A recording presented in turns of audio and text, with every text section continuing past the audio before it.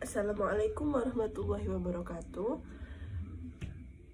Perkenalkan, saya Alia Zahra Rismadana dari Prodi Pendidikan Agama Islam kelas B dengan NIM 2024 110 11 00 32. I'm sorry to say for this.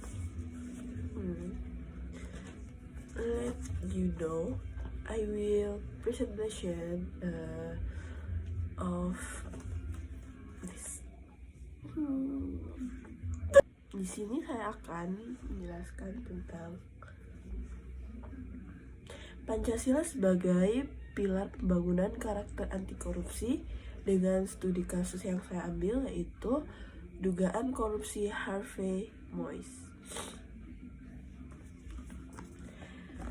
First is pendahuluan. Korupsi merupakan salah satu tantangan terbesar yang dihadapi oleh bangsa Indonesia saat ini. Iya, saat ini banget. Sebagai tindakan penyalahgunaan kekuasaan untuk memperoleh keuntungan pribadi. Sangat egois sekali, bukan? Korupsi telah menjadi penyakit kronis, yang merusak sendi-sendi kehidupan bernegara, baik di sektor ekonomi, politik, maupun sosial. Sorry to say, aku lagi bilang, astaga, sorry. And then, masalah ini tidak hanya berdampak pada kerugian finansial saja, tetapi juga menyebabkan kesenjangan sosial yang semakin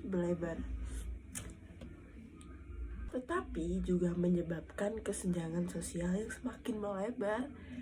Terus hilangnya kepercayaan publik terhadap pemerintah, serta rusaknya moralitas dan karakter bangsa.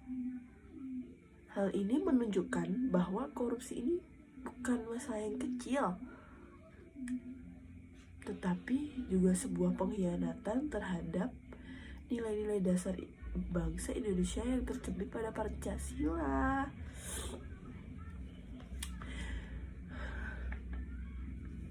Pancasila yang sebagai ideologi dan pandangan hidup bangsa. Pancasila juga memiliki nilai-nilai luhur yang menjadi pedoman dan membangun kehidupan yang adil, sejahtera, dan berkeadaban, yang seharusnya seperti itu. Tapi dengan adanya korupsi, itu semua tidak ada, guys. Astaga, sorry to say for this.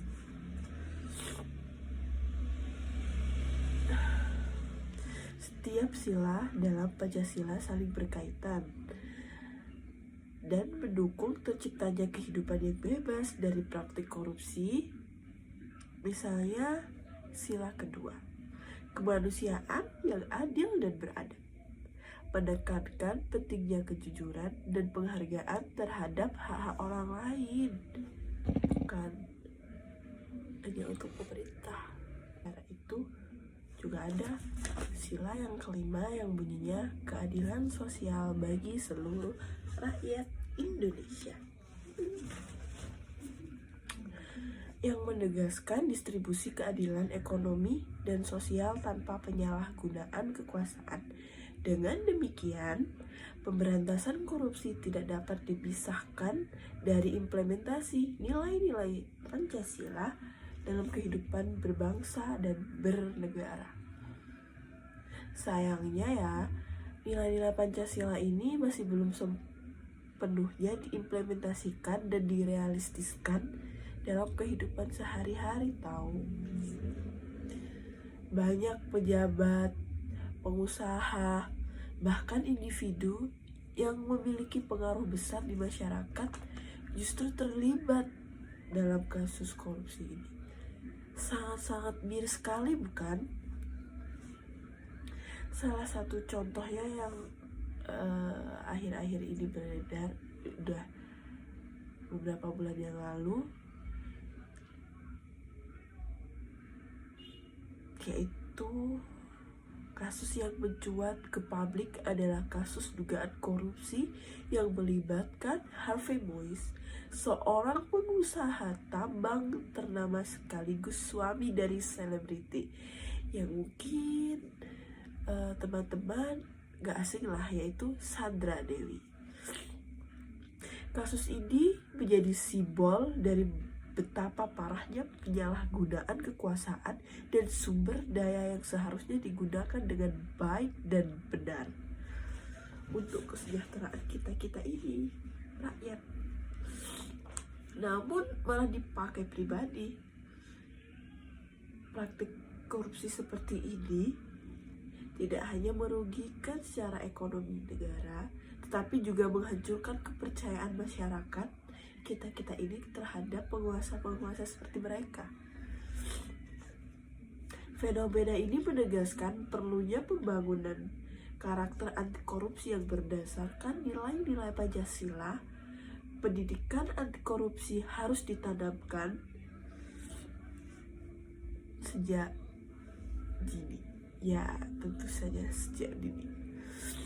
Melalui berbagai jalur seperti pendidikan formal di sekolah, terus di rumah, keteladanan dari keluarga-keluarga gitu ya, serta penegak hukum yang tegas dan adil.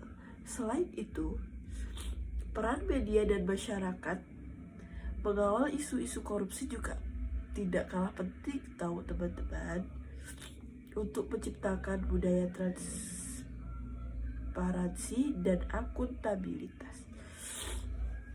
Dengan memegang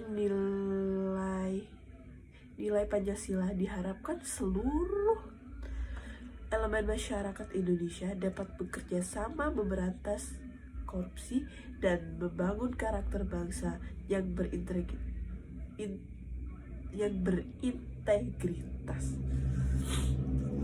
Dalam konteks ini, ya, studi kasus dugaan korupsi Harvey Moise memberikan gambaran konkret mengenai kompleksitas masalah korupsi di Indonesia. Kasus ini menunjukkan bagaimana praktik korupsi dan penyalahgunaan kekuasaan dapat terjadi di sektor ekonomi strategis seperti industri tambang yang seharusnya menjadi tulang punggung perekonomian negara, ya kan? Ini malah dipakai sendiri sama mereka. Oleh karena itu, diperlukan upaya penyeluruh bagi semuanya yang mencakup pencegahan, penindakan, dan penanaman nilai-nilai anti korupsi untuk memastikan bahwa Pancasila benar-benar menjadi landasan dan membangun karakter bangsa, bukan hanya sekedar tulisan saja Pancasila itu, tapi emang benar-benar menjadi pandangan bangsa, menjadi landasan bangsa, teman-teman.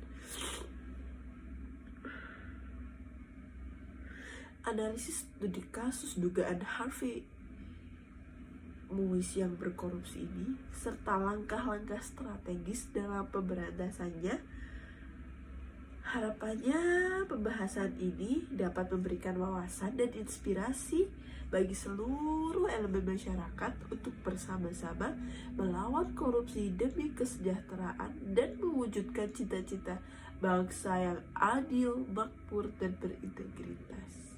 Semoga ya. Anyway, apakah kalian tahu sosok Harvey Moise ini kayak latar belakang gimana sih alurnya dia kayak bisa kayak gitu gitu. Di sini saya akan menceritakan siapa Harvey Moise, seorang pengusaha tambang sekaligus suami dari selebriti yang sangat-sangat terkenal, yaitu Sandra Dewi. Menjadi sorotan publik setelah namanya dikaitkan dalam dugaan kasus korupsi. Nah, korupsinya ini bukan yang kecil-kecil gitu, teman-teman. Korupsi pertambangan timah di Bangka Belitung. Oh no, I don't know kenapa dia bisa sampai kayak gini. Kasus ini mencuat ketika Komisi Pemberantasan Korupsi atau KPK mulai menyelidiki praktik bisnis tambang ilegal dan penyalahgunaan usaha izin pertambangan yang merugikan keuangan negara dalam jumlah yang sangat-sangat besar. Bangka Belitung sebagai wilayah penghasil timah utama di Indonesia terbesar memiliki potensi ekonomi yang sangat besar. Namun potensi ini justru disalahgunakan oleh oknum-oknum yang berkolusi. And then Harvey Moise ini diduga memainkan peran kunci dalam jaringan bisnis ini, guys. Astaga. Di mana izin tambang diperoleh melalui praktik kolusi antara pengusaha dan pejabat daerah. Sementara penambangan ilegal dijalankan tanpa memperhatikan peraturan yang telah berlaku, yang telah ditetapkan. Dampak dari praktik tambang ilegal ini sangat-sangat signifikan, tidak hanya terhadap kerugian finansial negara, tetapi juga kerusakan lingkungan dan kesejahteraan masyarakat secepat even seluruh Indonesia. Aktivitas penambangan tanpa izin juga mengakibatkan degradasi lingkungan yang sangat parah, seperti hutan gundul, sungai tercemar, dan lahan rusak yang berakibat pada hilangnya mata pencaharian penduduk di sana. Kerugian keuangan negara diperkirakan mencapai triliun rupiah. Apa nggak banyak banget itu ya kalau misalnya dibagi-bagiin buat masyarakat Indonesia, buat kesejahteraan masyarakat. Dana yang seharusnya digunakan untuk membangun infrastruktur, pendidikan, dan layanan kesehatan, dan lain-lain. Ironinya, kasus ini juga mencerminkan kesenjangan sosial yang sangat-sangat tajam, di mana kemewahan yang ditunjukkan oleh mereka itu Chandra Dewi dan suaminya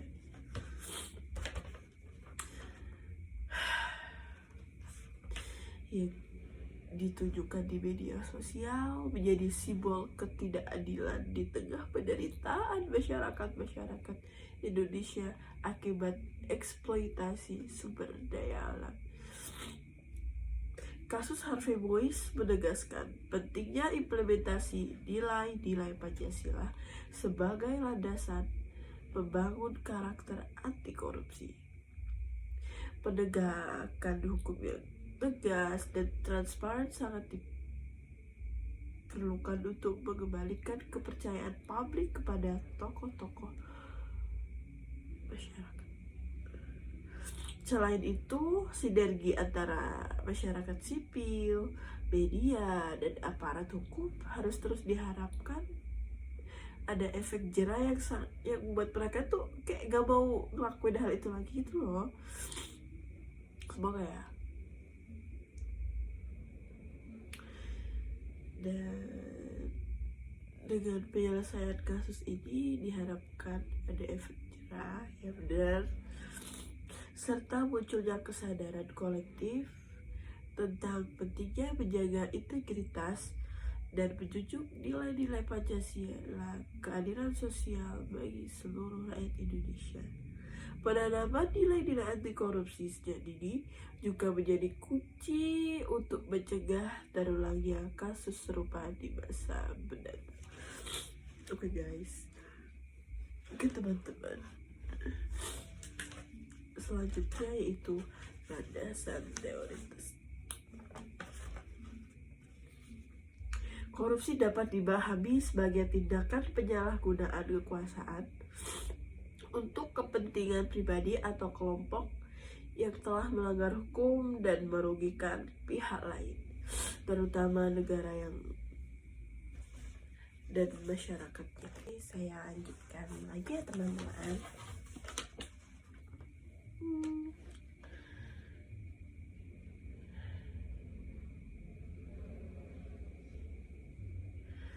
yaitu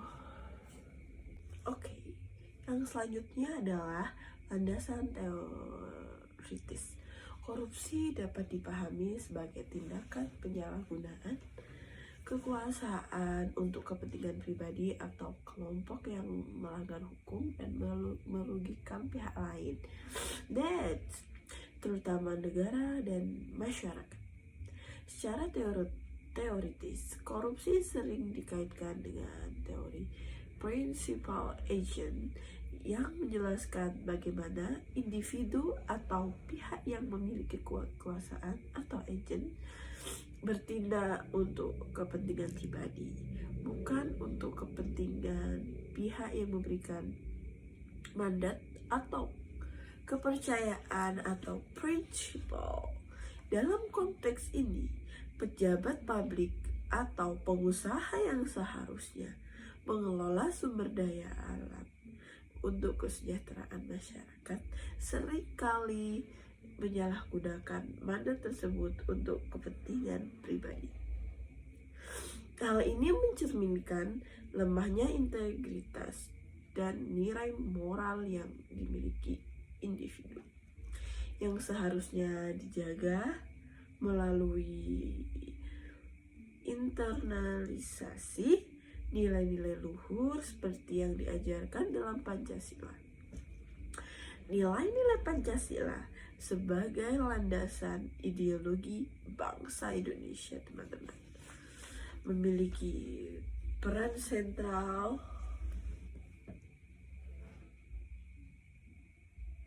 dalam membangun karakter anti korupsi.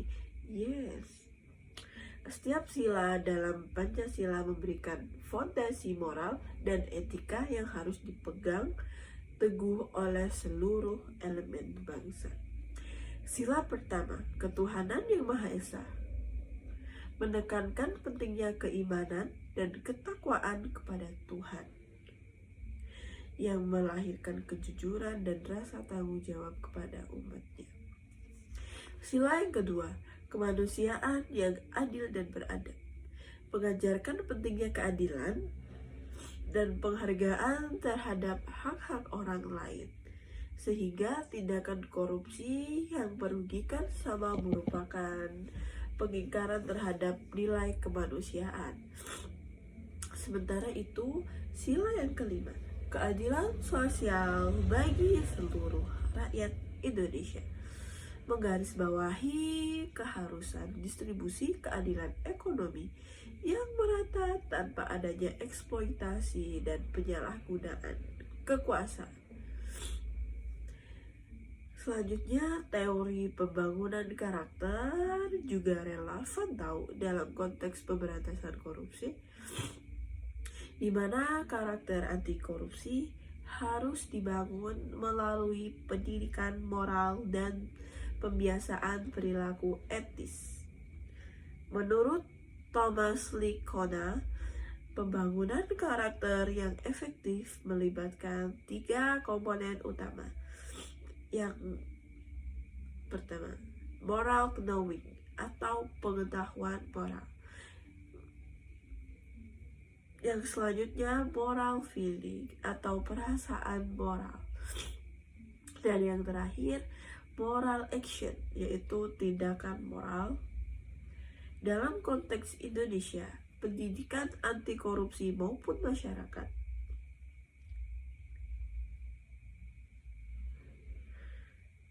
baik di sekolah maupun di keluarga, di rumah, itu harus ditetapkan sejak ini.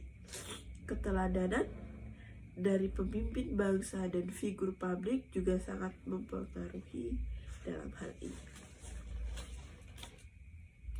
seperti memberikan contoh nyata mengenai perilaku yang berintegritas, jujur, dan bertanggung jawab. Selain itu, teori good governance menjadi landasan penting dalam menciptakan sistem yang transparan, akuntabel, dan bebas dari korupsi. Prinsip-prinsip good governance seperti transparansi, partisipasi, dan akuntabilitas harus diimplementasikan dalam tata kelola pemerintahan maupun dunia usaha.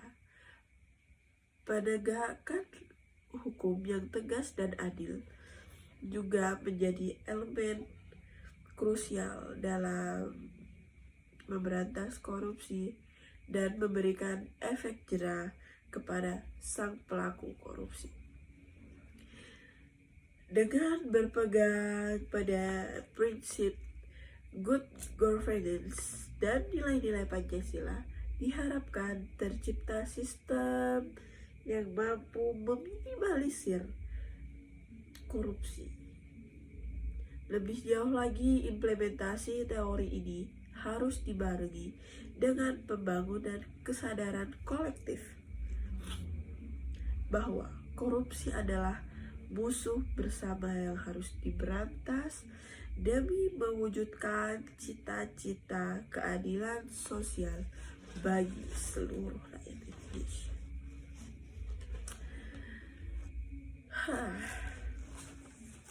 Gimana nih teman-teman? Apakah teman-teman berminat untuk korupsi? I think no, jangan sampai ya. Kita harus misal ya, kita menjadi pemimpin tuh harus menjadi pemimpin yang amanah biar gak merugikan orang lain, guys. Dan pada dasarnya dunia ini hanya sementara. I'm sorry to say for this. And then analisis kasus dugaan korupsi yang melibatkan Harvey Moise. Kembali lagi ke dia karena saya mengambil studi kasusnya tentang dia, seorang pengusaha tambang terkenal sekaligus suami dari selebritis lagi dan lagi. Saya ingatkan terus biar teman-teman tidak lupa. Allah.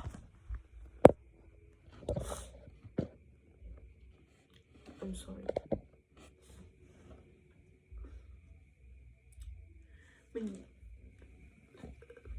Kedua orang ini menjadi cermin dari buruknya pengelolaan sektor pertambangan di Indonesia. Gara-gara satu orang, semuanya jadi kena ya. Ya begitulah guys. Dalam kasus ini, Harvey Moise juga diduga terlibat dalam praktek kolusi dan manipulasi izin usaha pertambangan timah di Bangka Belitung senilai 271 triliun, bukan juta, ratusan atau miliar lagi guys, tapi triliun.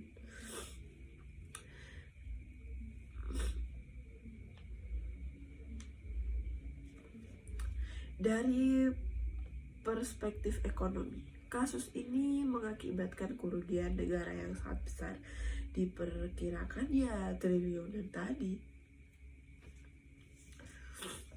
Dan dampak lingkungan dari kasus ini juga tidak kalah serius. Praktik penambangan ilegal yang tidak memperhatikan kaidah lingkungan mengakibatkan kerusakan ekosistem. Lama-lama satwa-satwa yang ada di situ mungkin punah ya, karena hutannya gundul, kasihan sekali. Selain dampak ekonomi dan lingkungan, kasus ini juga memiliki dampak sosial yang signifikan. Gaya hidup yang mewah yang kerap dipamerkan oleh keluarga Harvey Moise, termasuk istrinya yang merupakan seorang figur publik, menjadi sorotan yang tajam. Dia sangat-sangat booming, viral pada kala itu ya. Dan kemewahan ini menjadi simbol ketidakadilan dan kesenjangan sosial yang semakin tajam. Fenomena ini menimbulkan kecaman publik dan memicu kritik terhadap lemahnya sistem pengawasan terhadap sumber kekayaan Indonesia, terutama mereka yang terlibat dalam bisnis sumber daya alam. Selain itu, persepsi masyarakat terhadap intuisi hukum di Indonesia dan pemerintah juga semakin negatif. mengingat kasus-kasus korupsi serupa yang sering kali berulang tanpa penyelesaian dan yang memuaskan gitu. Jadi cuma kayak gimana ya, hukum-hukum di Indonesia nih istilahnya tuh bisa dibeli gitu loh. Bahkan orang yang kayak dia ini ya, sorry lagi haket gitu, yang korupsi, yang menghabiskan, merugikan orang banyak, ini hukumannya tuh nggak apa ya, nggak make sense gitu loh sama perbuatannya kalau dibandingkan sama yang nenek-nenek yang mencuri kayu untuk makan, untuk masak gitu tuh hukumannya malah apa ya, didenda 500 juta. Gak make sense banget kan, kasihan. Padahal nenek-nenek itu miskin tuh ya, mungkin sorry tuh saya miskin ya, ya karena pemerintahannya kayak gini, korupsi, gak adil, yang seharusnya buat rakyat malah dimakan sendiri, kayak gitu itulah.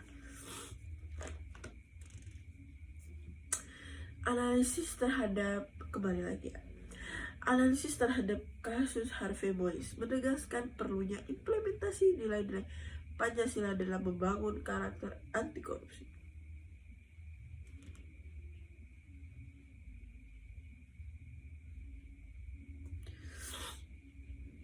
Seperti sila yang kedua, kemanusiaan yang adil dan beradab, menekankan pentingnya keadilan dan perlakuan yang sama terhadap semua warga Indonesia. Bukan warga aja sih, semua orang di Indonesia, tanpa memandang status sosial, ekonomi seorang itu. Sementara itu, sila kelima, keadilan sosial bagi seluruh rakyat Indonesia, mengingatkan kita bahwa sumber daya alam harus dikelola untuk kepentingan seluruh masyarakat, bukan hanya untuk sepihak mereka yang mengelola, tetapi untuk masyarakat Indonesia. Bukan hanya segelintir elit yang memiliki kuasa, ya itu tadi. Praktik korupsi seperti yang diduga terjadi dalam kasus Harvey Mois jelas-jelas bertentangan dengan nilai-nilai tersebut. Oleh karena itu, pemberantasan korupsi menjadi langkah krusial untuk mewujudkan cita-cita keadilan sosial. I'm sorry. Dalam penyelesaian kasus ini seharusnya tuh gimana ya? Menurut kalian orang yang korupsi itu enaknya diapain, guys? Dipenjara kah, didenda kah? Kalau menurutku pribadi ya, enaknya kalau kayak gitu tuh dimiskinkan aja kan, karena orang korupsi tuh paling takut tuh miskin, ya kan? Kalau didenda kan mungkin dia masih punya, hartanya masih banyak ya, sisa-sisa korupsi tuh, ya kan? Selanjutnya, dalam penyelesaian kasus ini, peran penegak hukum seperti KPK menjadi sangat penting untuk menindak tegas semua pihak yang terlibat. Selain itu, upaya pencegahan juga harus dilakukan sesuai prosedurnya. Gimana ya? Hukum di Indonesia ini kayak mana ya? Kurang kalau kataku ya. Hukum di Indonesia ini, kalau orang kaya tuh bentar doang, nggak make sense. Malah rakyat kecil yang mereka mencuri untuk memenuhi kehidupan sehari-hari karena nggak ada yang dimakan, itu tuh malah di penjara banyak tahun, terus jadi denda ratusan juta, puluhan juta, kan nggak adil kan. Sementara orang-orang orang-orang yang korupsi, pejabat-pejabat gitu malah sebentar. Gimana ya, bingung aku tuh. Terus melalui peningkatan peningkatan transparansi dalam tata kelola sektor pertambangan, penguatan pengawasan dari pemerintah, serta implementasi prinsip good governance. Masyarakat dan media juga memiliki peran yang strategis. Kita sebagai netizen itu juga memiliki peran yang sangat amat berpengaruh. Kayak misal di share gitu ya, ada berita ini, terus kita netizen tuh kayak gak terima, langsung kita serbu gitu. Lama-lama mereka tuh sebagai pihak yang kayak gitu tuh mungkin jerah ya harus gitu. Lebih dari itu, penanaman nilai-nilai anti korupsi melalui pendidikan berbasis Pancasila harus terus digalakkan agar generasi pendatang memiliki kesadaran moral yang sangat tinggi untuk menolak segala penyimpangan dan korupsi. Dengan demikian, kasus Harvey Mois dapat menjadi momentum untuk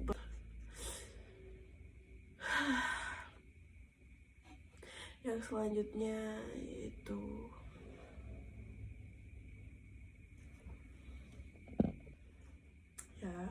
dengan demikian, kasus Harvey Mois dapat menjadi momentum untuk memperbaiki sistem pengelolaan sumber daya alam dan mewujudkan Indonesia yang lebih bersih dari korupsi.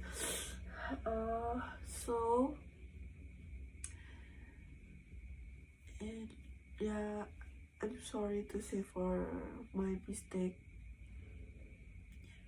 Terima kasih sudah mendengar.